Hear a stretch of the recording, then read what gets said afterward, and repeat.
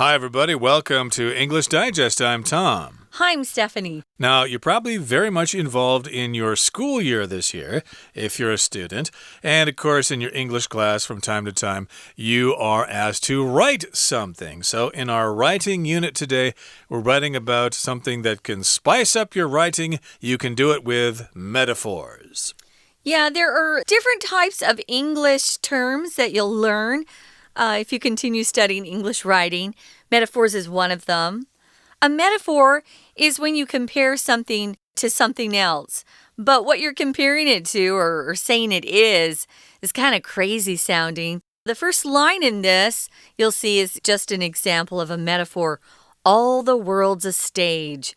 Well, is the world really a stage? What? What does that mean? And all the men and women merely players. This is a really famous quote from Shakespeare, who was a brilliant writer, as you'll come to see as you continue studying English, at least English literature. We're also going to talk about the differences between similes and metaphors, which I think is really helpful too.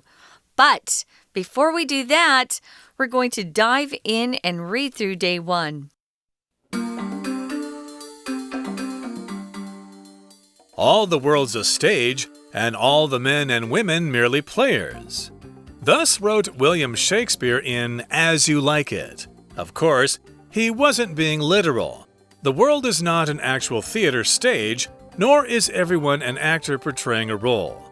Shakespeare was using a metaphor, a literary technique for comparing two dissimilar things.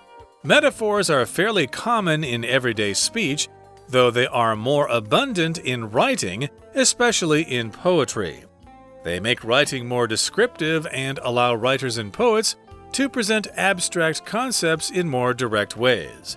For example, we can say someone has a burning passion for a subject.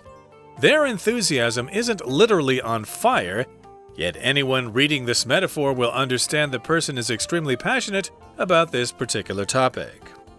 A good example of a common metaphor is thinking of time as money. We can spend, save, and waste time. Thinking of ideas as food is equally commonplace. We can say a complex idea is hard to digest, while any idea at all can be described as food for thought. The metaphor also extends to books, with readers devouring good books in a short time. But what if you described a cunning person in this way? As sly as a fox. This isn't a metaphor, but a related technique called a simile. The key distinction is that a simile uses like or as, and thus makes the comparison more direct. Shakespeare used a metaphor to say life is like a play, but in 1994's Forrest Gump, we hear the simile, life is like a box of chocolates. You never know what you're gonna get. Okay, guys, let's dive in. If you spice something up, you make it more exciting. So, of course, sometimes we think, oh, I have to write another paper. How can you make a paper more interesting? How can you spice it up? Well, you might try including a metaphor or maybe a simile, which we'll talk about later. So we've got a very famous line from a Shakespeare play right here. All the world's a stage, and all the men and women merely players. It comes from his play As You Like It, which was one of Shakespeare's comedies.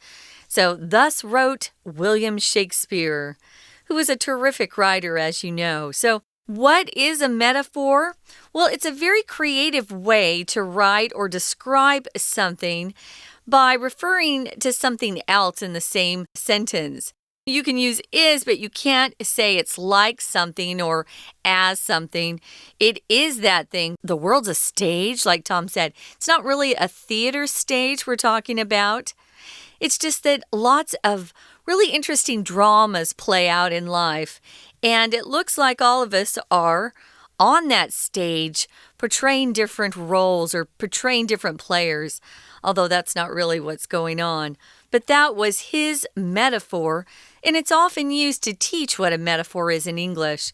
You'll learn about metaphors in writing classes, But also, if you take an English literature class, they'll talk about metaphors as well, especially if you're reading Shakespeare. Yep, and Shakespeare probably uses a lot of them. He does. But again, this is probably his most well-known metaphor. All the world's a stage, and all the men and women merely players. Thus, wrote William Shakespeare in As You Like It. And of course, he wasn't being literal. If you're literal, you're basically saying things are the way you're describing them. So he wasn't saying that the world indeed was a stage and that every person living is just an actor or an actress. No, he wasn't being literal. We often say that. I wasn't being literal. I was speaking metaphorically.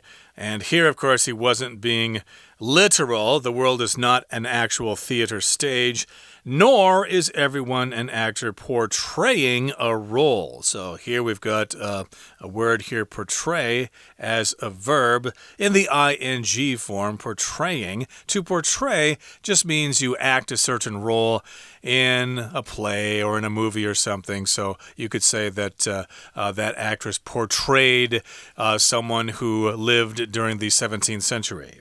Right. If you are an actor or an actress, you'll often see that word being used to describe that kind of work that you do. You portray a role on stage, portray a character.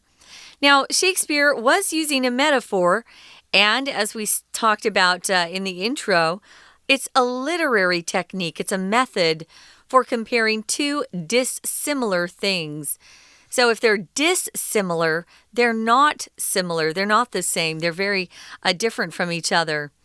Now, metaphors are fairly common in everyday speech, though they are more abundant in writing, especially in poetry. That's really true. They make writing more descriptive. If something's more descriptive, it just gives you more details. There's more content. You have a better idea of what's going on. And by using metaphors, this allows writers and poets to present abstract concepts in more direct ways. If something is abstract, it's not concrete. You can't hold it. It's more like an idea or a feeling. So if something's abstract, again, you can't really touch it or hold it. So maybe it's just a thought that exists out there, or maybe it's an idea, but it doesn't really have a physical presence to it. Now, a concept is actually a word you can use if you get tired of using the word idea or thought. Oh, what an interesting concept that is. Maybe somebody at work comes up with a really interesting idea for a new project or a new marketing idea, and you could say, oh, wow, that's a really interesting concept. So that's another word you can use for idea. Concept. So abstract concept just means something that you can't really put your hands around. If somebody has an idea and you say, oh, that's really abstract, it's not very clear sometimes to you what they're talking about. Right, for a lot of Westerners who come to Taiwan and want to understand Buddhism or Taoism, some of those concepts are difficult to understand because we haven't really encountered them before. So they can be quite abstract. They are very difficult to understand. You just can't get a hold of that thing. You can't really see it. You can't really touch it. It involves a lot of thinking. So indeed, there are some abstract concepts. But yes, indeed, if you are a writer and you want to be more descriptive, and if you are a poet, well, then you can present these abstract concepts using these metaphors. Okay, it's a good way to describe, say, love, for example, or envy of someone, and just saying, oh, I really envy that person. You can use a metaphor to describe that feeling, and then people will probably get a better idea of what you're trying to talk about. So let's give you an example of this here. It says, for example, we can say someone has a burning passion for a subject. Okay, that's a metaphor here, burning passion. Passion is just a strong love for something, but is it really on fire? Is it really burning? Ooh. Can you actually burn yourself if you get too close to it? Well, of course not. We're using the word burning metaphorically. Right, but it gives you that idea that it's really hot. It's something that kind of urges someone to do something. So if you have a burning passion for a particular hobby, It's like something's pushing you to keep doing it. You love it so much. You can't get enough of it. So it does describe somebody's enthusiasm for something, right? So they're not on fire, as Tom said, but they have a lot of excitement for something, a lot of enthusiasm for it. So anyone reading this metaphor will understand the person's not really on fire. They're talking about how extremely passionate about this particular topic that they are. So if you're passionate, again, about something, guys, it's a really strong excitement, enthusiasm for something. Someone can be passionate about music or sports, photography, whatever it is. They just love it so much. They can't get enough of it. Right, they're very passionate about it. For you young lovers out there, or you middle-aged lovers, you might say something like this to your partner. Oh, I'm so passionate about you. My love for you is on fire. My soul is on fire for you. I'm burning with love for you. Those are all metaphors there. You're not really on fire. And I don't think a lot of lovers would like to burn themselves up just to express their love for somebody else. Although I'm sure the other person would probably greatly appreciate that, although the person would be dead, and that's no good either. But that's another subject for another day. So yeah, you're passionate if you have a burning passion for something, and hopefully you have a burning passion for learning English with your Chinese teacher. 谢谢美语老师。Hello, my name is Shelby. 今天文章要介绍一个作文技巧 Metaphors. 标题 Spice up your writing. Spice 香料 Spice up something 就是使某物增添趣味。文章第一段先引莎士比亚的一句话，说世界就是舞台，所有人是演员。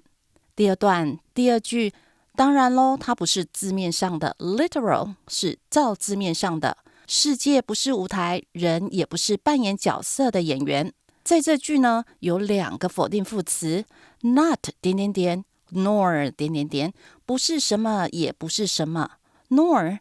否定副词放在句首的时候，这时候句子要写成倒装，强调也不。be 动词 is 搬到主词 everyone 的前面，接着主词补语 an actor， 后面又跟着分词 portraying a role 来修饰。下一句 Shakespeare 用了隐喻，一种文学技巧，比较两种不同的事物。我们到第三段的第一句。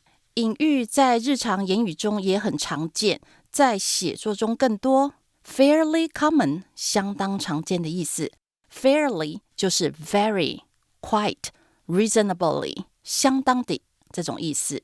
而后面的 are abundant in writing, abundant 丰富的，加上 in something 表示说在哪方面很丰富。第二句，它们使文章更具描述性。也使作者能表现抽象概念，用直接的方式。中间部分 to present abstract concepts， present 呈现，如果念成 present 是当在场的或者是礼物 abstract 抽象的，跟它相反具体的就是 concrete C-O-N-C-R-E-T-E concepts 概念。下一句例如我们说某个人有燃烧的热情，他们的热情不是真的着火。第四句 Their enthusiasm isn't literally on fire. Literally 相当于 really, actually, exactly 说某物着火啊，例如说房子着火就是 The house is on fire. 然而任何读到这句的人都知道那个人是很 passionate about something.Passionate 热情的 He makes a passionate speech 就是他做了一场热情的演说。它的名词是 passion P-A-S-S-I-O-N We're going to take a quick break. Stay tuned. We'll be right back.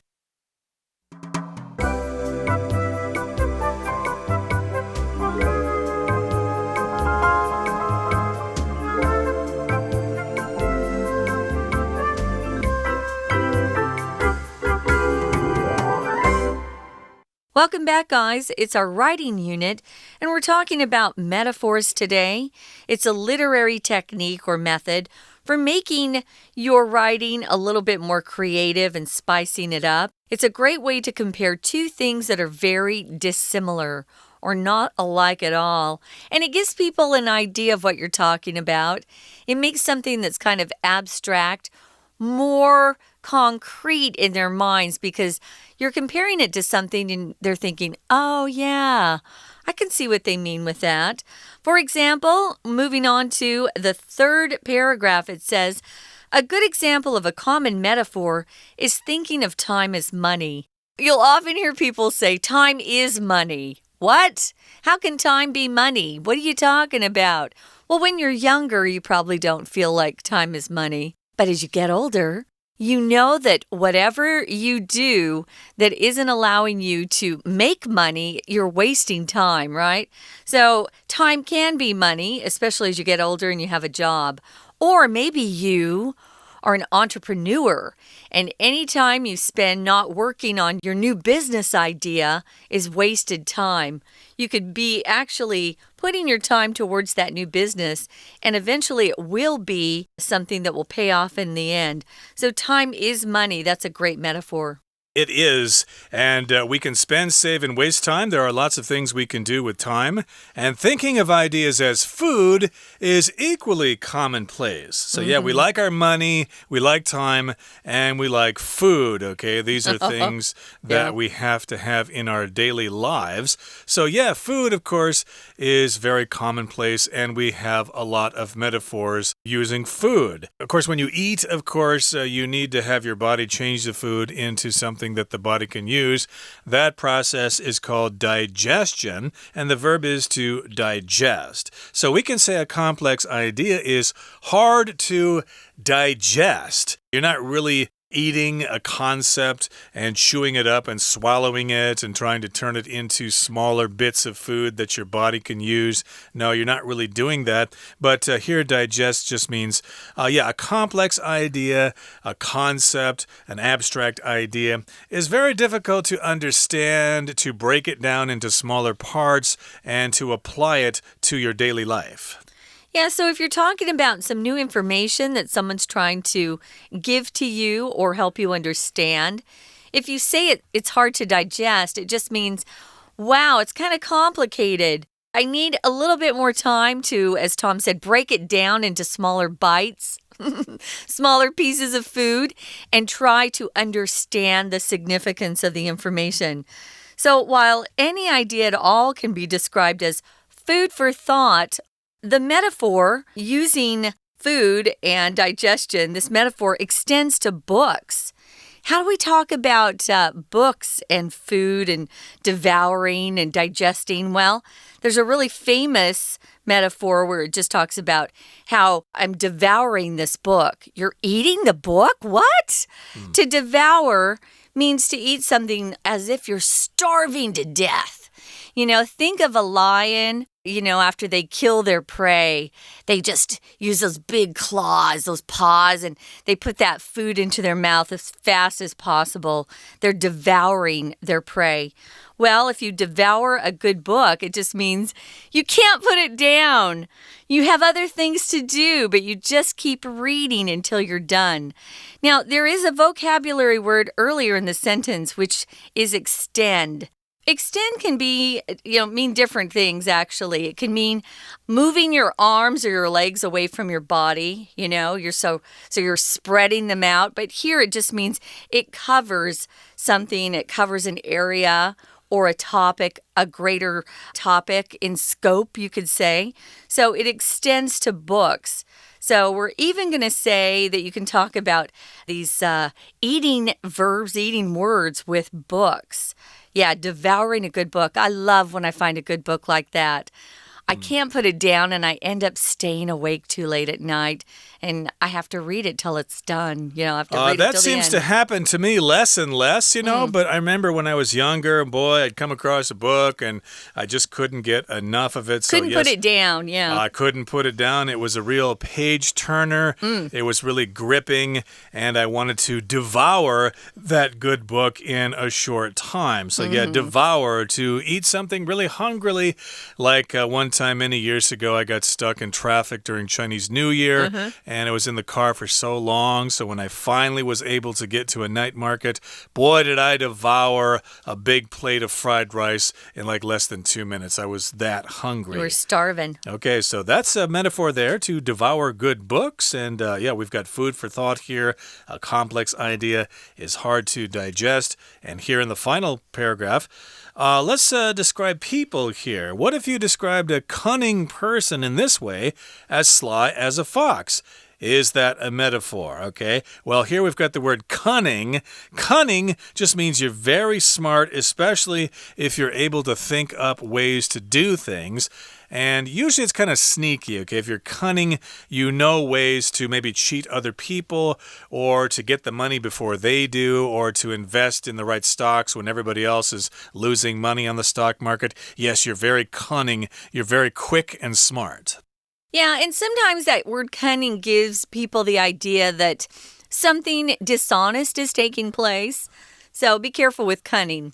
Now, you can be cunning and not cheat other people too.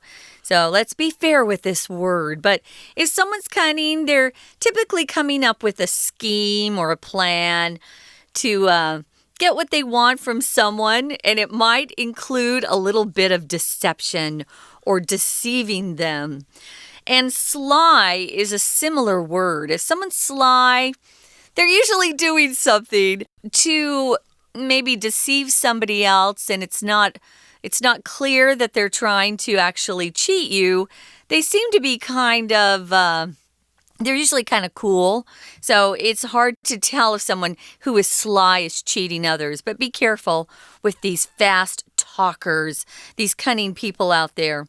But is this a real metaphor to say someone is as sly as a fox?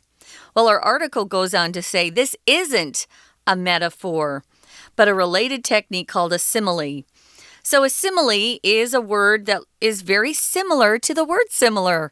So it's kind of similar to a metaphor, but if you use as or like, it's called a different technique. It's called a simile. That's the difference between metaphor and simile. Yeah, basically, it just involves the words like or as.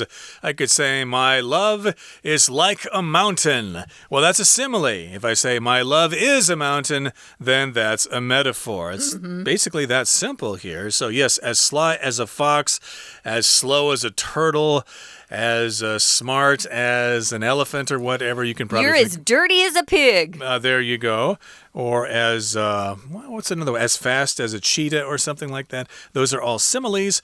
And yes, they usually involve the word as or like. So yeah, the key distinction between them, the difference between them is that a simile uses like or as, and thus makes the comparison more direct.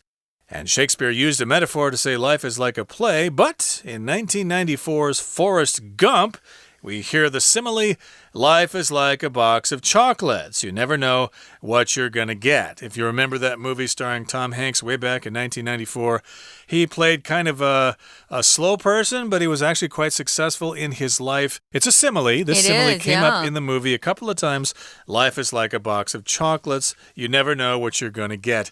We should explain that sometimes chocolates are sold in boxes with many different flavors. Fillings. Filling. But if you look at it, you don't really know what's inside it, okay? So, yeah, right. You take one and you take a bite and you think, that's interesting. It tastes like vanilla. So, yeah, you never know what you're going to get.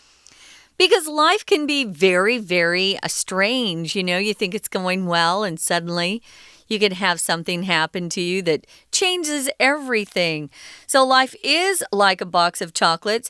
You never know what you're going to get. Sometimes you just have to, move forward and take what you get.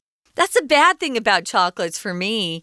I like particular flavors, so I actually like the companies that will list the flavors on the lid of the box. Yeah, they'll cross-reference them for you. So you know what you're going to get, yeah. But I think my mother always said, don't read that. It's always fun to get a surprise. It is, yeah. Okay, so that brings us to the end of our explanation today, but we'll keep talking about metaphors in our next program. But right now, we're going to hear from our Chinese teacher. 接着我们到第3段，第一句，有个隐喻的好例子，就是将时间想成金钱。Is thinking of time as money， 以及第3句 thinking of ideas as food，将想法想成实物。这两个动词片语都是 think of A as B， 将 A 认为是 B。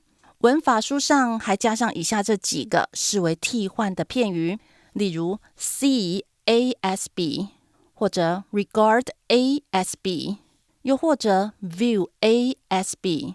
同学可以将这些整理在一起。将想法比喻为实物也常见。接着我们可以说一个复杂的点子很难消化，而任何想法都可以被形容为精神粮食。 Digest 是消化，所以 to digest meat 就是消化肉品。那当名词的时候是文摘，有名的杂志读者文摘就是 Reader's Digest。 While 呢，这里当连接词，连接表达同一句话当中前后的意思对比。想法很难消化，却也可以是精神粮食。 Food for thought， 精神粮食。第五句，这种隐喻法也延伸到书籍上，读者如饥似渴地读好书。 Extend to books， extend 延伸延展， to something 表示到达某程度。例如雨预计会下到下礼拜。 Rain is expected to extend to next week。 后面 with something 伴随着某种情境。 Readers devouring good books， devour 是狼吞虎咽的吃着。最后一段第一句，假使你描述一个狡猾的人 as sly as a fox， 像一只狐狸，那这种方式呢？ What if 跟 suppose that 或者 supposing that， 这种都是连接词，表达万一如果怎么样该怎么办。后面动词形态可以是叙述事实，或者是假设语气。 Cunning 和 sly 都是狡猾的， as something 跟什么一样。下一句这就不是隐喻咯，而是一个相关技巧，叫做 Simile 名喻。